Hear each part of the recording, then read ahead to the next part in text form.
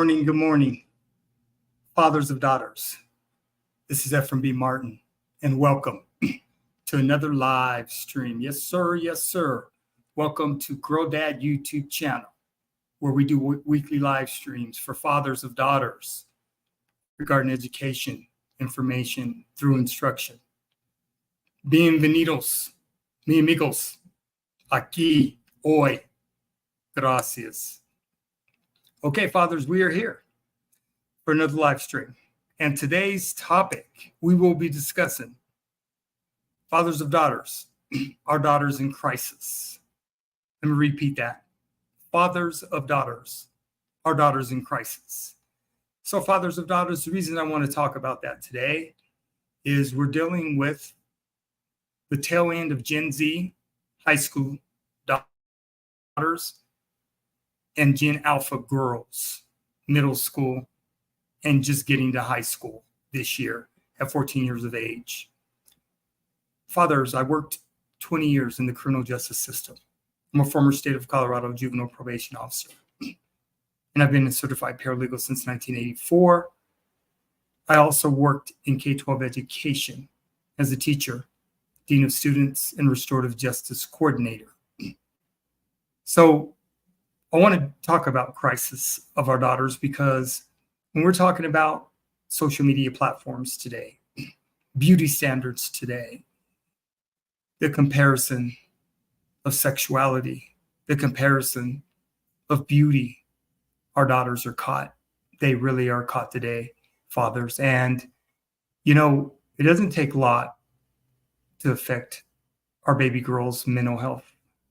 Specifically with today with social media platforms, Instagram, TikTok, YouTube, and all the other social media platforms that are out there today that our daughters are spending hours upon hours in time on, right? So then when we start talking about crisis and our daughters in a crisis, fathers, we have to be paying attention. We do.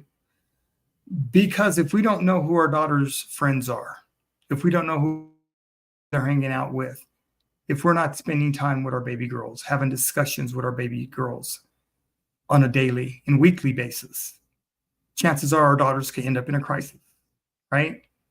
When our daughters get to middle school, it's a transition from elementary. Middle school, I have a video that I've made called Middle School Girls. And I'm addressing middle school girls because middle school is a transition and it's going to be rough for most of our daughters. And a lot of them are just going to be caught up in the transition from elementary school to middle school, because middle school is where our daughters are going to be meeting new kids, having new friends, and a lot of the childhood friends that they may have grown up with, they may have outgrown them, or they all go different directions. So they're going to be coming into contact with many, many, many little girls from diversified backgrounds, religions, and rearings, right? Not all families are created equal. They're just not. You have some families that don't have any boundaries when it comes to their children. You have some families that are overbearing of their children. You have some families that are just very, very direct with their children. You have a lot of families that are just laid back. So you have a variety of family situations today. So I don't ever try to tell fathers of daughters how to raise their kids. It's none of my business. What I do is I use my professional experience and my educational experience, as well as my experience as a father of 4 adult daughters, 36, 30, 26, and 24. And since I've raised 4 adult daughters, I've been through every stage of development. My book, Daddy's Girls, which is available at Amazon.com. Feel free to purchase it, right? If you read my book, it'll make a lot more sense, and it's complimentary of my videos. This is my 64th live stream today. I've been live streaming consistently since July of 2023, and this is number 64. Yes, it is number 64 live stream. I feel good about it. I am building Grow Dad YouTube channel organically. Okay, fathers of daughters, organically. I think that's the best way to do it. At least for me, it is. So fathers, when we're talking about crisis, I'm talking about mental health. Our daughter's mental health is going to affect their overall movement, their environment, and how they move. Okay? It's going to affect their emotional highs, excuse me, and their emotional lows, right? And fathers, we have to be paying attention because our daughters will be changing once they get to middle school. Okay? I call middle school the mean girl stage. And the reason it's the mean girl stage is because our daughters are going to be exposed to a lot of mean girls. They just are. Middle school girls can be very, very petty. They can be very, very mean. They can be very, very isolation. So we have to be paying attention to that, fathers, making sure that our daughters' persona, their attitudes are not changing. Their personalities are not changing. And if they are, we need to be aware. We need to be having these discussions with our baby girls, fathers. So today, fathers, I have a few videos, about 7 or 8 videos that I would like to share with you through education, instruction, information, right?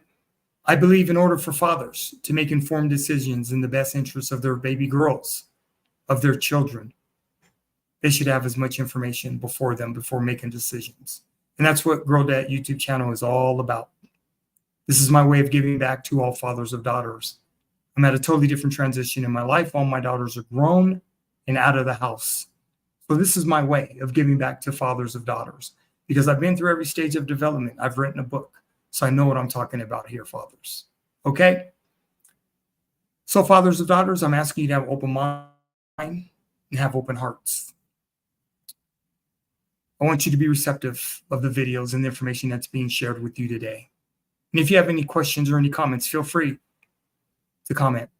Feel free to ask questions. Feel free, fathers. I appreciate you all, and I'm grateful for you. And once again, all fathers, regardless of your ethnic group, background, and/or culture, you are always, and I mean always, welcome at Grow That YouTube channel.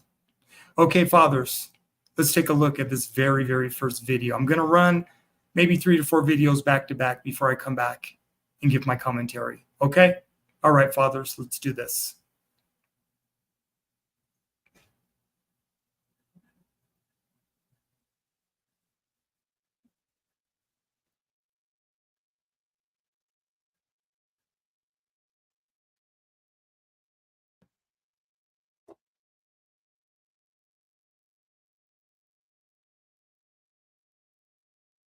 Hi, my name is Howard Liu, and I'm a child psychiatrist and chair of psychiatry at University of Nebraska Medical Center. I'm a proud member of the APA and a member of the APA Council on Communications on the social media group. And I'm thrilled that Dr. Christina Gerges is with me. And Christina, do you want to introduce yourself? Sure, thanks. Hi, I'm Christina Gerges. I'm a psychiatrist at Edward Hines Jr. VA Hospital. I'm the acting chief of staff of education and designated education official, and I am a consult liaison psychiatrist there for the past 13 years. That's great. and proud member of the Communications Council and APA, of course. Well, and truly a Facebook expert as well. We're thrilled to have your expertise here.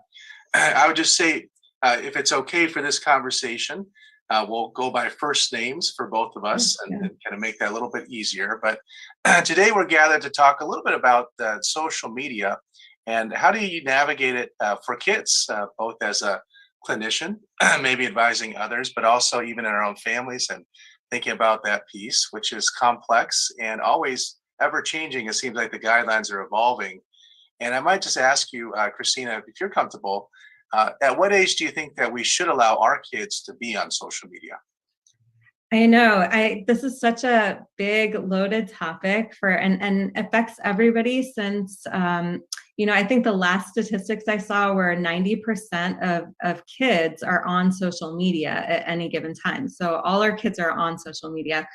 I think what the guidelines say is probably different than what may actually be happening. But, around age 10 is probably when kids are getting getting their first phones, right? And then anywhere from age 10 to 12 is when kids are actually getting onto social media and having their own accounts, right? I think Facebook allows for people to have their own accounts if they're 13 or older, but anybody can really get onto Facebook and create an account with just check some boxes, and you've got an account. So and certainly that can happen with any of the other platforms as well. So I think what might be happening may be a little bit different. I'm not sure. So what do you think?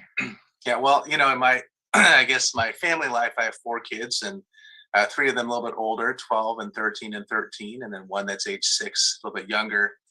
And it's interesting because the younger ones, they kind of watch what the older ones are doing, right? And then the older ones are really influenced by their peers much more than any psychiatrist having to live in the household, right? So I would say that the requests for phones, particularly for my daughter, have progressed ever since probably age 10.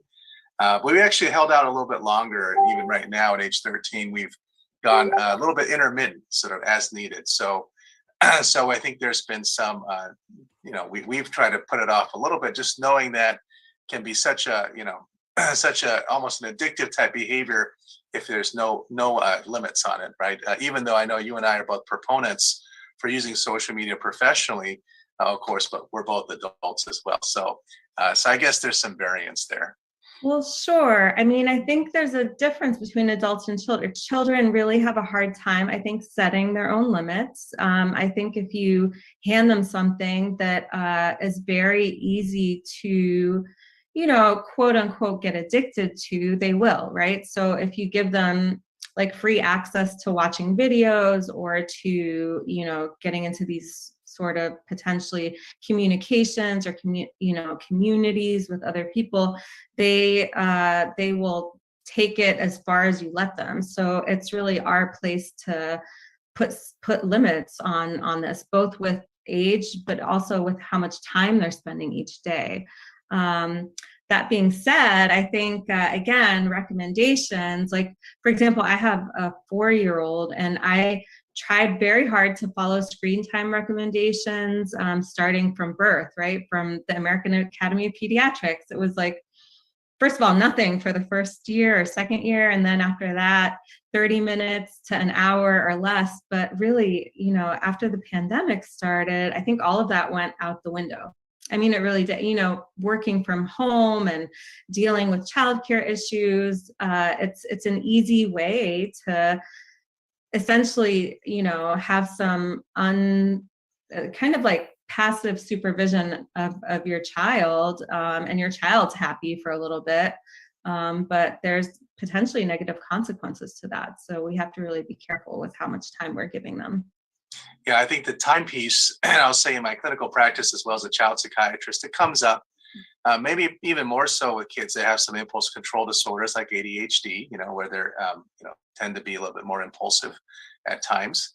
And sometimes the trying to set those limits can touch off World War III in the household, and it can be a repeated argument where, a kid wants to play longer past the contracted time.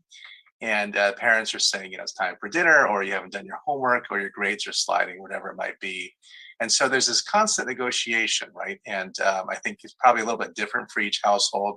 I don't know if you have any thoughts for the parents, or just from your own perspective. Yeah. No, I mean, I think I think it's easier said than done, but certainly we have to try not to put blame on the kids when we're talking to them about setting these limits, and then also involve them in the discussion about why this is so important, and so that way they don't feel like they're kind of being put upon. And to some degree, like, younger children need more supervision, and older children are going to have a little bit more autonomy. So I think treating it a little bit differently is going to happen as they get older.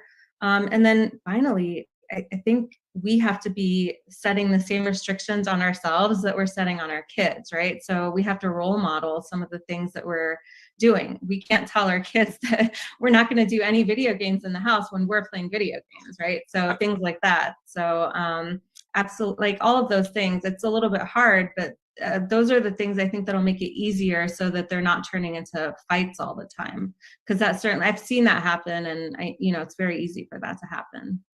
It's well taken, and I think the role modeling is important too. Even how often we're checking our own devices, Mm-hmm. which is a constant temptation, right? Mm-hmm. And whether we're on them at dinner time, whether we're watching TV, or checking our scrolling through our email, or checking Twitter, whatever it might be, Facebook. So it does seem like there is some role for role modeling there as well. We spend, you and I, a fair amount of time, I wouldn't say convincing our colleagues, but maybe speaking to our colleagues in psychiatry just about the positive piece of social media too. And there's some real benefits, right, potentially from Mm-hmm. social media as well. And I don't want to overstate the risk of it. For example, there's often people find connections to others who might share some of the same struggles, same identities, right? Whether they are struggling with a mental illness, and they want to find other people who might have struggled with a mood disorder or with autism or some other area, or they just really have a deep passion for something and really connecting there as well. Do you want to just talk a little bit about maybe some of the benefits that with judicious use that social media can bring as well? I mean, I think certainly social media, and particularly for adolescents who are having a hard time maybe in their own communities or getting bullied or things like that, sometimes can find communities like with certain, like I know with some of the video games where you're interacting with other players, sometimes you can find supportive groups of friends online, which is, I think, potentially a very positive thing if the friends are, a good influence and things like that. But that requires some levels of discussion from the parents, and they have to kind of know what's going on in their kids' lives to know what's happening, so that doesn't get out of hand, because who knows kind of sometimes who's on the other end of those. So that can be a positive benefit. I think people also worry about sometimes the negative effects of social media on kids and adolescents, and I think that that's a valid concern as well. Have you seen anything like that in your practice? I mean, I've seen a little bit of that, but I think certainly something worth talking about. Well, I think I've seen bullying in different ways, and that I think leaves a lasting scar sometimes. And then sometimes I see things that might feed behavior that might not be the best coping skills. So whether it's self-injurious behavior and you're sharing that online, or eating disorders. I think there's been a lot of struggles with eating disorders during this pandemic, because it doesn't seem like it responds as well to telehealth, unlike many other mental health disorders. But I do think there are some risks out there, and of course, being exploited, as you mentioned, by others, always is a risk as well. Yeah, I think that's probably like one of those things that people worry about the most, is probably that's sensationalized in the media sometimes, and it's probably, I would say potentially one of the lesser likely issues versus maybe excess number of hours of social media interfering with your kid's sleep. That's potentially a negative issue. If your kid is spending 6 hours of screen time per day, that can affect their sleep overnight, which can affect their mood, or potentially like some anxiety symptoms, things like that. Those are more common things, I think, that would potentially be affected. And those are the things I would look for if your kids are spending a lot of time on social media. Yeah, I totally agree. Having devices out of the room for uninterrupted sleep, because texting can sometimes go deep into the night, right? And so you want to make sure they're not on messaging apps. And then, as you're saying, with bullying, I found too that unless you ask, you don't know. So, and kids might keep it to themselves. So do have that time to check in. For us, it's family dinners. For other people, it might be other venues, breakfast, whatever. But that's so valuable, just to ask and talk about things, and also just check up on misinformation, which sometimes also goes around on social media as well. Anything else you want to add as a closing remark, Christina, as you're thinking about advising parents and families? Yeah, I mean, I think when we're thinking about, what we can replace social media time with, it's just positive family experiences. And so we just have to think like what works for our family. So is it, like you said, like a family dinner? Maybe that's something you don't do as much. Is it, going to the park or taking a walk every day? That's 30 minutes that, that nobody's on their phone. Things like that, they don't seem like big things, but those are the things that kind of make your family and also will keep your kids off social media. So that's kind of my, I guess, last piece of advice. Well, I appreciate all the pearls, Christina. It's great to have this conversation with you. Yeah, thank you so much, Howard, and always nice chatting with you as well. Well, if you want to learn more from experts like Dr. Gerges, please like, comment, and subscribe to APA's YouTube channel. You can visit www.psychiatry.org for more mental health information and resources. Thank you so much and have a great day.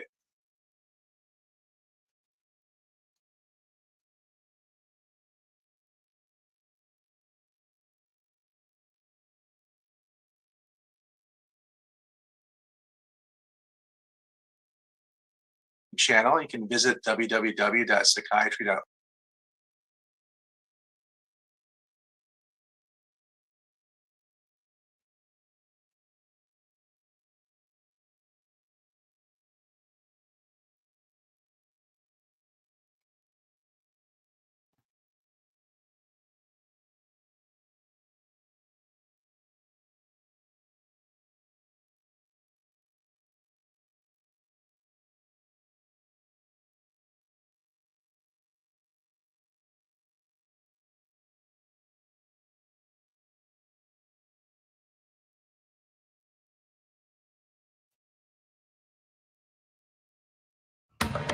We're in the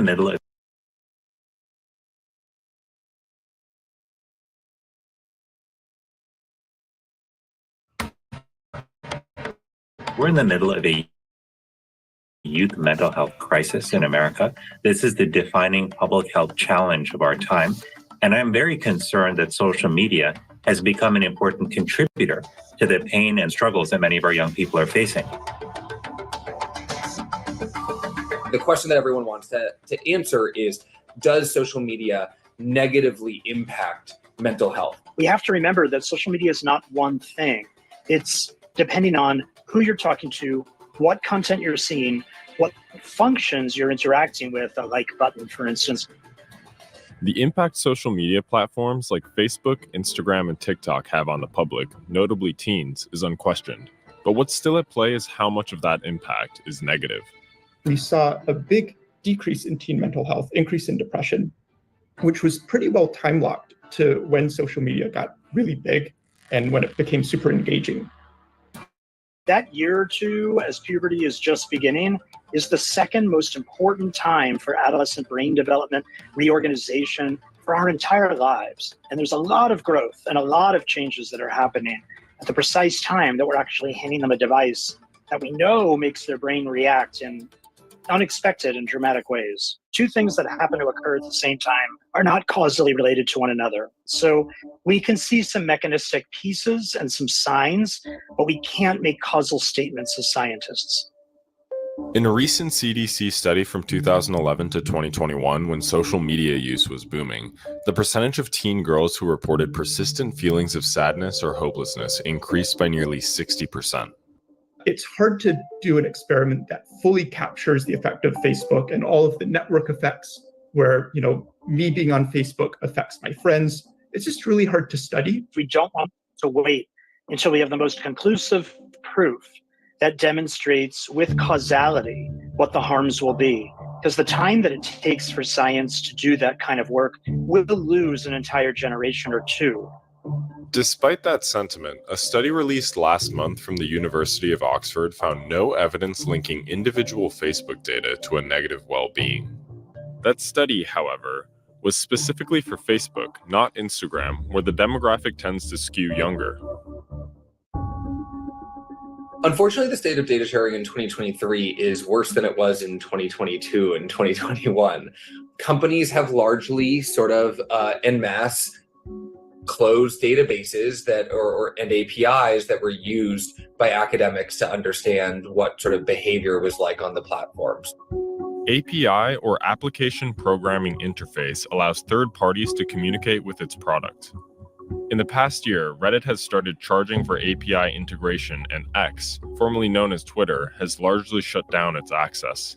Very few platforms are more open today than they have been in the past. I would pass legislation to make data access a lot easier and more robust so that we can get answers in real time to have the evidence that they need in order to do their work sort of effectively. We'll ever know whether social media was net good or net bad. I think it was probably net good, to be honest. And I think we have pretty strong evidence that even if it might have been net good for most people on average, it seems to have been net bad for teenagers, particularly teenagers, say, from, age 10 to 14. This is a time when we're saying as a community, we have to pay attention. We have to do something different immediately. This is an urgent scenario right now. When reached for comment, Meta, which owns Facebook and Instagram, Google, which owns YouTube, and TikTok, all stressed the importance of teen mental health and highlighted the measures each platform is taking to restrict content and safeguard teen well-being.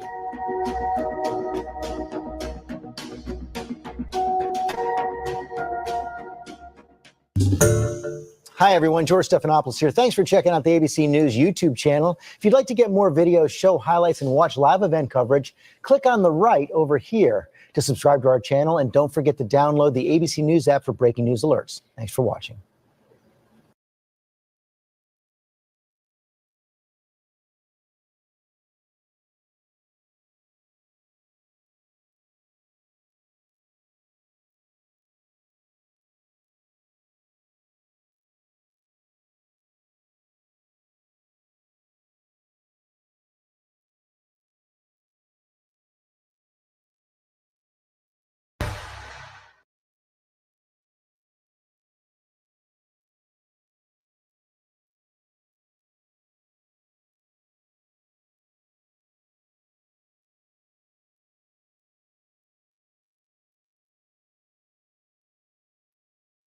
Digital Dilemma: Navigating Social Media's Impact on Youth Mental Health. Nearly 95% of young people between the ages of 13 and 17 are regularly immersing themselves in the digital universe of social media platforms. These young, impressionable minds are constantly interacting, sharing, and absorbing content at an unprecedented scale.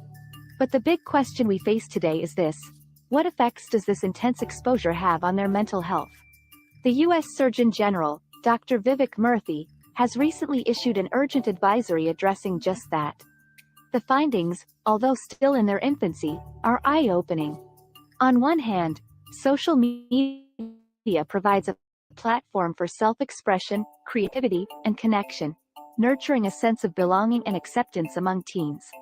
However, on the flip side, it's a landscape that can also cultivate harm, posing significant risks to the mental well-being of our children and adolescents. Picture adolescents who spend more than 3 hours per day on social media. They face double the risk of experiencing poor mental health outcomes, such as symptoms of depression and anxiety. It's no surprise that there's growing concern about the potential harm, from harmful content exposure, sleep disruption, to reduced physical activity. But the urgency of the situation demands more than just concern, it calls for action. Policymakers are urged to strengthen safety standards and support digital literacy.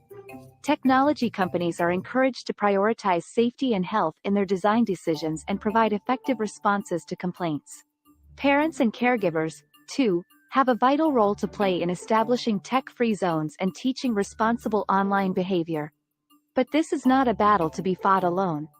It's a collective effort, one that calls for cooperation and concerted action from all corners of society.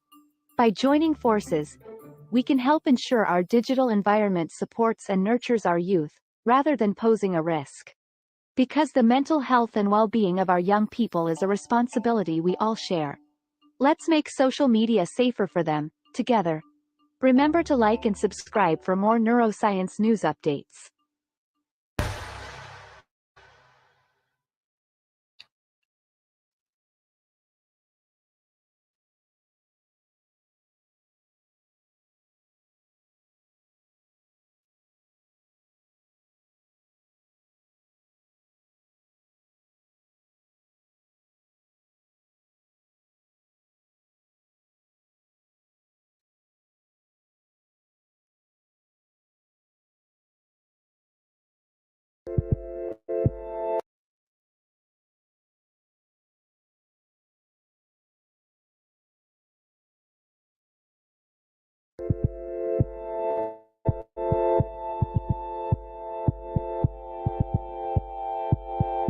a lot on social media, we watch other people socializing sometimes, and it's almost like, okay, well, what am I doing? Social media seems to be everywhere in our everyday lives, which brought me to the question, how is it affecting the young people who use it? To find out, I sat down with my friends, Sophia, Marissa, and Brianne. So my first question for you guys today is, what social media platforms do you all use and how often do you use them? I mainly use Instagram, would probably be the one I use the most, and I use TikTok occasionally. Yeah. Just Instagram. Okay. I use Instagram and Snapchat, but Instagram is just like an art page.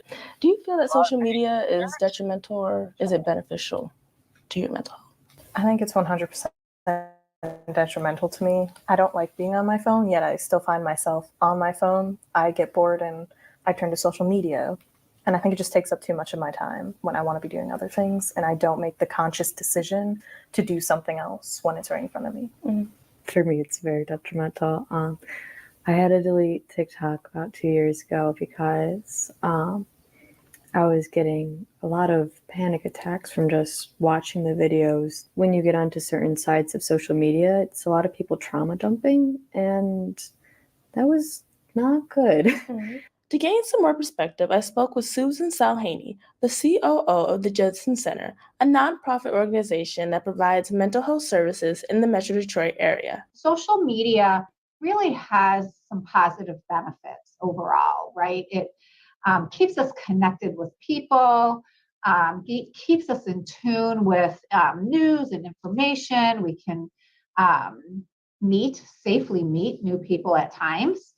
But there's also, a downside to it, because that becomes our frame of what can be reality or what a teen may think is reality. Social media can help people gain awareness of certain topics, but when does that awareness start to sway opinions? Kevin Fisher, Executive Director of NAMI Michigan, a mental health organization dedicated to improving the lives of people with mental illnesses, says it's important to challenge your own opinions. I ask why. If I give you my opinion, if I say, for example, racism is bad, racism is a public health crisis, you have every right to say, why, Kevin? Why do you believe that? What are you basing that opinion on? To learn more about the research-based effects of social media, I spoke with Dr. Shama Fahim, Chief Medical Officer at Detroit Wayne Integrated Health Network.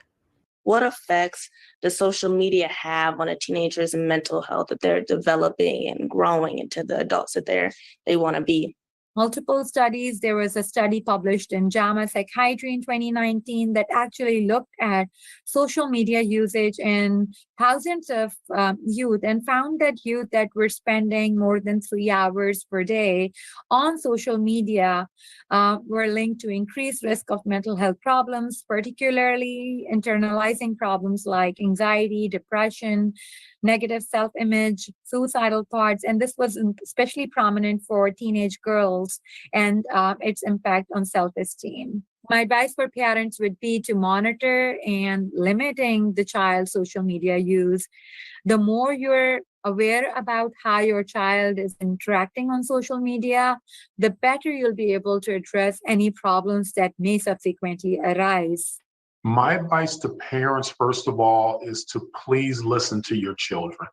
If a child is exhibiting behavior that leads you to believe that they might be experiencing a mental health crisis, whether it is depression, you've noticed that they've become more withdrawn, they're not spending time with friends, their quality of their schoolwork is suffering, listen to your children. And if you believe they need help, get them help. Don't let stigma prevent you from getting the help that your child may need. It is incredibly addictive because you just want more. You just want to be happy and see those things and get away from the world, but then you get away from it too much. There's a dependency that comes with social media, and Dr. Fahim shares how that can lead to addictive behavior. Between ages 10 to 12, there are changes in the brain going on that makes social rewards such as compliments, release some neurotransmitter hormones like happy neurotransmitter hormones like oxytocin or dopamine. All of that can make our youth extra sensitive to attention, admiration from others. I feel like it's kind of like chocolate. You eat it and you're like, oh my God, this is so good. And then like 5 minutes later, you kind of feel like, oh. During our conversation, I asked Marissa, Sophia, and Brianne a more difficult question. Will social media ever cease to exist? You know, one app, one social media platform can die out and another one will probably come and draw people in again.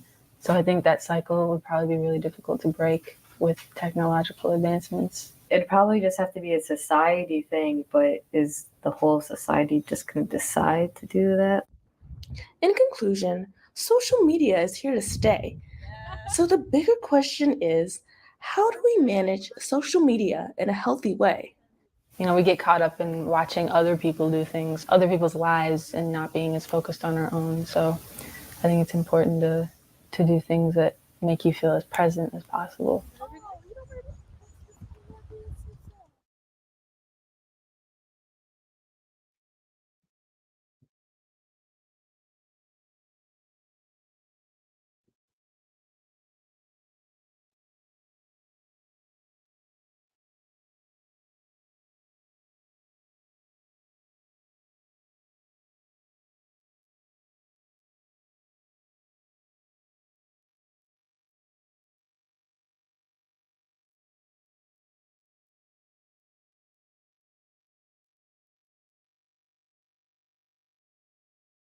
Thank you, Deshara. And hey, parents, raise your hand if you have a hard time putting down these devices. Yeah, social media networks take advantage of our brain's wiring in order to get us online more frequently and to keep us there longer and longer. And those techniques work on our kids as well, though for their brains, these bad habits can be even harder to break.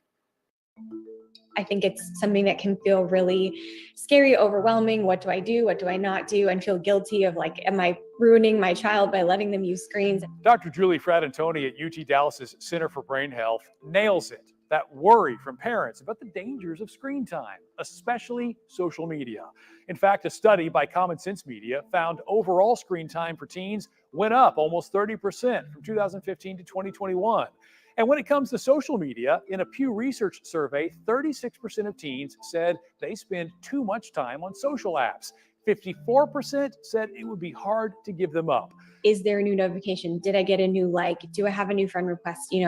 How many views did my video get? That's this repetitive behavior where we're kind of waiting to get that dopamine hit. Experts caution that teen brains are still developing. The never-ending scroll of information, the social rewards of likes and views, that constant stream of dopamine can come at a cost. Decreased attention span, lack of focus, inability to sleep, difficulty with in-person interactions, and it can take the place of being bored, which Dr. Fratantoni says is essential for kids' brains. They need that time to rest, recharge, learn creativity and problem solving. Fortunately, kids' brains are pretty resilient. So one of the beautiful things about a pediatric brain or children is that there is incredible neuroplasticity. If you have wired a bad habit, that you can rewire a new one. So parents, if you notice your kids spending too much time scrolling Instagram or talking TikTok or yapping on Snapchat, you're not alone. There's hope. Just knowing that it's not all good, it's not all bad, there is a happy medium, and it does take a little bit of effort to figure out what that is for each family. Now, there's lots more to this conversation, including what parents should look for and some specific ways and resources to help kids break that addiction to social media and to their devices. You can find the entire conversation online at our website, WFAA.com.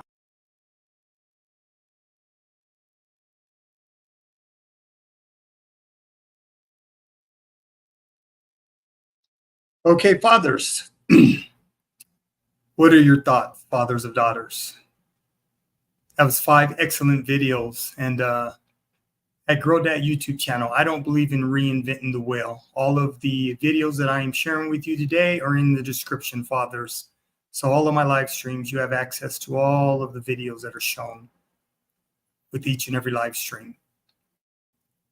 So, I had doctors, medical professionals, all talking about our daughter's mental health. And it's going to be challenging, fathers, because what can end up happening is our daughters can end up in a crisis. And fathers, we just have to really, really be paying attention as to what's going on with our daughters and what's going on in their lives, and their emotional highs and emotional lows and just their moods. We have to really, really be paying attention, fathers, because those are clear-cut signs that something is going on with them. And we have to have the relationship with our daughters to be able to sit them down and ask them what is going on. Because a lot of kids, I know when I was a dean of students, one of the things, a lot of kids are good at masking and hiding, suppressing our baby girls. They're good at suppressing their feelings. That's what little girls do. And a lot of times they won't necessarily want to open up to their fathers. I never had those issues with my daughters. All of my daughters being adult women, social media was, let's say I have 2 millennials and 2 Gen Z daughters. So more of my Gen Z daughters is when Instagram and Snapchat, all those came online, TikTok. But my daughters were older, so they were already in high school. And I just didn't allow my daughters to be on social media. I just didn't allow it. They all had phones in middle school, but I did not allow a lot of those apps being downloaded. And I monitor my daughters, and they just didn't spend a lot of time in the computers at home. They went to school, they did their work, they had their school time, and it was social media just wasn't, it was never a topic of discussion. It was never a situation that blew up in my face to where my daughters were feeling a certain way, because we were always discussing what was going on with them and in their lives and how they were doing in school and, with their friends. I was the dean of students at that time. When my daughters were all under 10 is when I was the probation officer. So as they transitioned to middle school is when I became a teacher and a dean of students. So, I just did not have to deal with what you're going to have to deal with your Gen Alpha daughters, 10, 11, 12, 13. And you heard from these medical doctors, all the kids are on social media, but you can control it, parents. You just have to have the will to say no. And I do understand I'm not suggesting don't get them phones. I'm not suggesting that. What I am suggesting and saying, using my own daughters as an experience, is you have to be mindful, fathers, and you have to be available, and you also have to be aware of their time spent on social media. So that's real. Okay. So fathers, we have 2 more videos left, and then I will finish up this live stream. But like I said, our daughter is in crisis. It's real, and we just have to be paying attention. We really, really have to be paying attention, fathers. That's on us, and being able to navigate and come up with interventions and solutions more than anything else. Okay, fathers, let's take a look at these last 2 videos, and then we'll wrap up this live stream.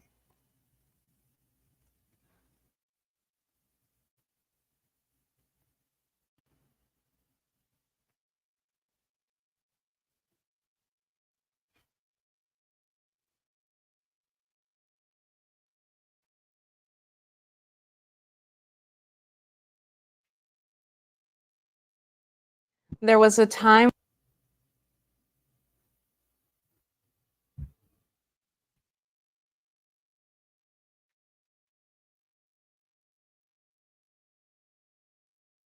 There was a time when many magazines and advertising upheld dangerously unrealistic standards of success and beauty that were idealized. Models wearing size 0 clothing are just that, models. And even they are made up, retouched, and photoshopped.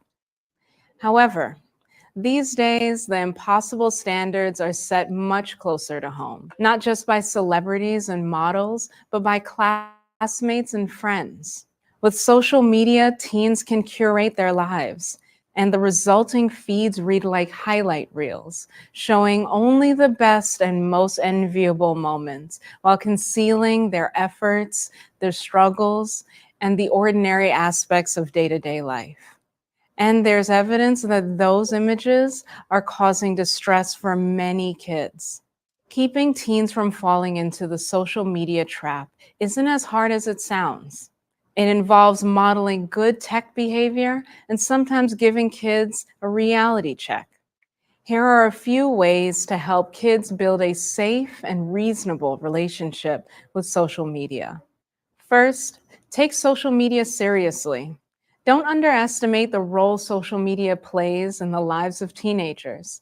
The images they see there are powerful and can have a big impact on how kids feel and think. Teens don't remember a world where social media didn't exist. And for them, the things that happen online, slights, breakups, likes, or negative comments are very real. When you talk about social media, make sure you're really listening and be careful not to dismiss or minimize your teens' experiences. Second, encourage them to think outside the box. When you talk to your child about social media, encourage them to explore it in a more critical way. A great way to start is try asking them what they think has been cropped or edited out of their friends' perfect pictures and why. That can lead to larger questions. Do you think your friends are really the people they appear online? Are you? What's the purpose of posting a photo? What is it about getting likes that feels good? Does looking at social media affect your mood? Third, model a healthy response to failure. On social media, everything looks perfect, and kids can get the impression that they need to look perfect too. Parents can let kids know that actually failure is okay, and it doesn't need to be hidden. Leading by example here is important. If you hide your own feelings, your kids are less likely to be okay with anything less than success. So if something doesn't work out, model how you pick yourself up and try again. Fourth, praise and show effort. Working hard for something is a good thing. Parents should let kids know that showing their work is something to be praised, not hidden. When your child has worked hard on something, praise their efforts no matter what the outcome. It's also helpful to examine how comfortable you are showing your own efforts, especially those that don't end in success. Being proud and open about your own work sets a powerful example to your child. Fifth, go on a social holiday. If you're worried that your child is getting too wrapped up in social media, try taking a social holiday. But remember, if you're asked to take a break, you should too. It's a powerful way to communicate your values. Finally, trust people and not pictures. Don't rely on social media to let you know how your child is really doing. They may post smiling selfies all day long, but if they seem unhappy, don't let it go. Make sure your child knows it's safe to talk to you by encouraging them to share their feelings and supporting them when they do. Give reassurance that you're not disappointed and let them know you're proud of them for reaching out. You can say, "It sounds like you're feeling really overwhelmed. I'm here. I love you. Let's talk this through together." In the end, as a parent, you want your child to be happy and successful, but making sure your son or daughter knows you love them and you're proud of them as they are, unfiltered, unedited, imperfect. This will help them build the confidence needed to accept themselves and stay safe and healthy when they're out on their own. The Child Mind Institute Family Resource Center has hundreds of articles and guides to help you support children who are struggling with mental health, behavior, or learning challenges. Find the link in the description below. I'm Dr. Kimberly Alexander, a clinical psychologist at the Child Mind Institute. If you find this video useful, please like it and subscribe to the channel.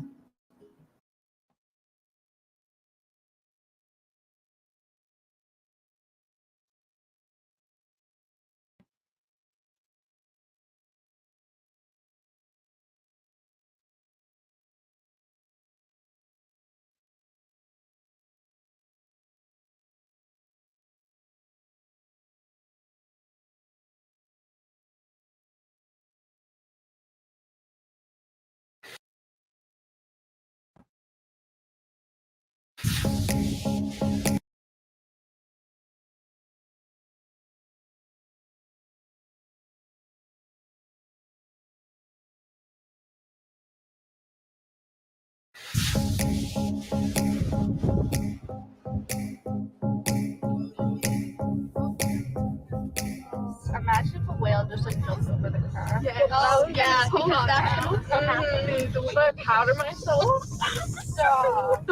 Madison Odell is your typical teen, full of life and a dose of self-doubt.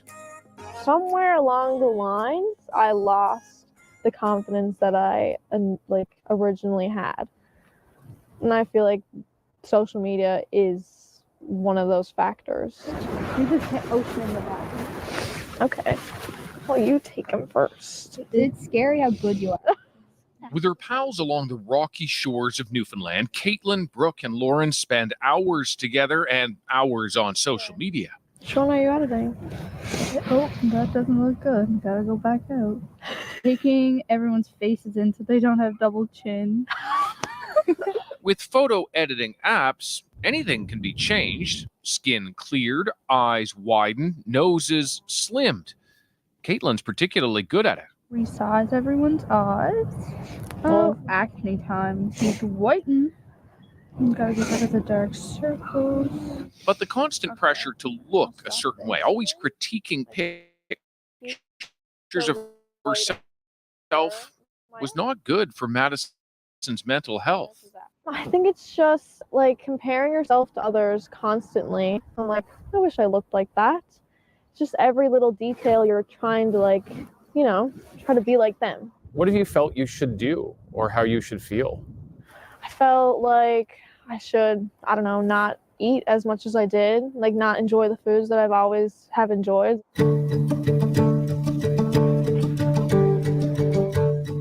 It all creates the illusion of one beauty standard, a category where many simply do not fit.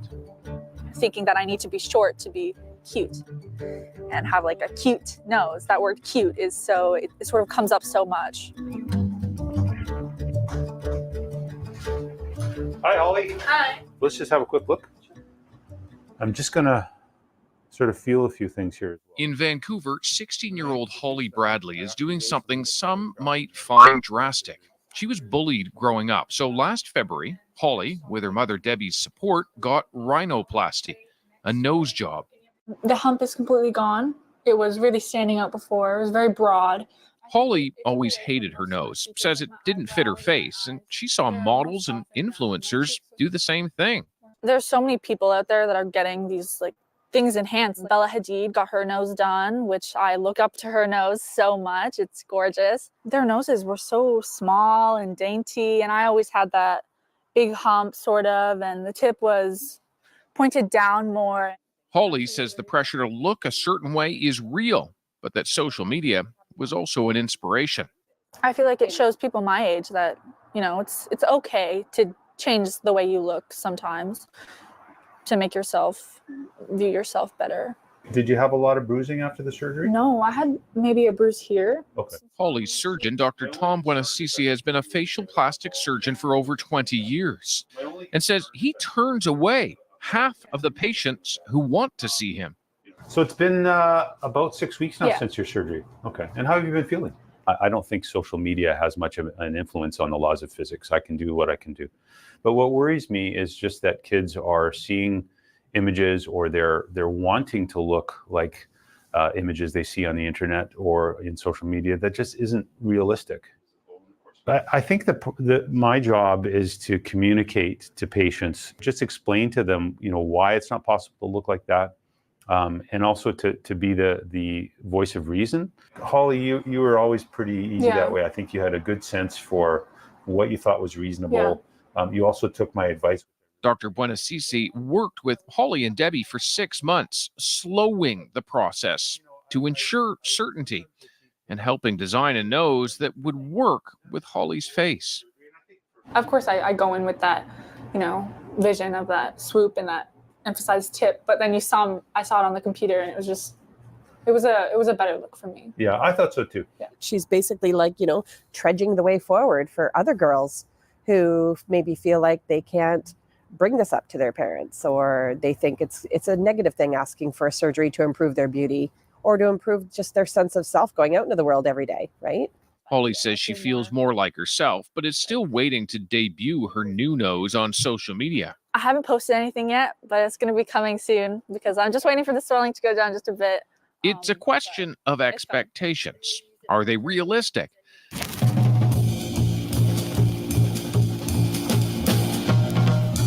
Some influencers have started challenging the beauty standard that makes people feel inadequate in the first place. We live in an age where almost all of the media that we consume is altered. Cara Roselle Smith is an Afro-Indigenous influencer in Brooklyn. When I was younger, I don't think I've ever talked about this before. I used to take this fridge magnetic clip and put it on my nose for like 10 to 15 minutes a day in hopes that it would get more narrow. She posts about beauty, culture, and often responds to comments from people who feel they don't fit in. So as a Black Indigenous woman, getting this comment is a big reason why I do what I do and why I say what I say. Honoring your ancestors on your face and the beauty aspect, that's something that I've really tried to get across in my messages. Last year, she had a video about plastic surgery go viral. Gorgeous, gorgeous girls love their wide nose and they don't need a nose job because they're already beautiful. I was just at home kind of minding my own business and logged on to TikTok. I actually logged on and saw that Bella Hadid had liked my video. When you look at everything that you're putting out there in the world, what do you want people to take away from it? Realizing there's not like one fix. We really have to go within and realize like the standards of beauty that we've been fed and the things that we've been fed over time have contributed to what we think is beautiful and why we need to change anything in the first place. And if we can kind of deconstruct and unlearn that, then maybe the surgery or things like that aren't needed. Social media could be a tool for change, as much as it may also contribute to the problem. And I think that that's true here with specifically young women, young girls, teens, like using these apps. It's kind of like integral into our lives now, but it's still a business and people are still kind of behind this and we are the product. Madison made a big decision a few months ago. She does not post any edited photos anymore. She wants to be a different kind of influencer. Wrote an article for CDC about it. She hit a nerve in her small community. What's the response been to it? It's been really good. I've got a lot of messages like from parents, from like teens like me, young girls. Like I'm glad like I'm not the only one like struggling with social media and what the expectations are and all this. All part of the ever more complicated process of growing up, being sure of your place in the world and how you appear to it. David Common, CBC News, St. John's, Newfoundland.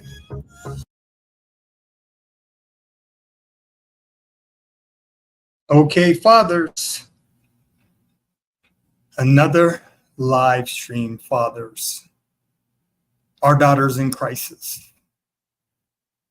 So, got a lot of things to think about, fathers, and just make sure that we have communication with our baby girls and make sure we're validating them on a daily basis and having these discussions with them and just being aware, fathers. You know, that's where it starts as far as the relationship, is being aware from birth to 18, because we have a lot on our plates, fathers. Okay. Thank you for participating, fathers. I appreciate you being here. And like I said, I live stream once a week and feeling good about it. And I welcome all fathers. So, fathers, kiss them babies, love them babies, hug them babies, tell them you love them, show them you love them. Okay? Validate them. All right, fathers. All right, mis amigos. Hasta la semana que viene. Paz. Adios. Okay, fathers, I am out. Until next week. This is F&B Martin at Grow Dad YouTube channel. Peace.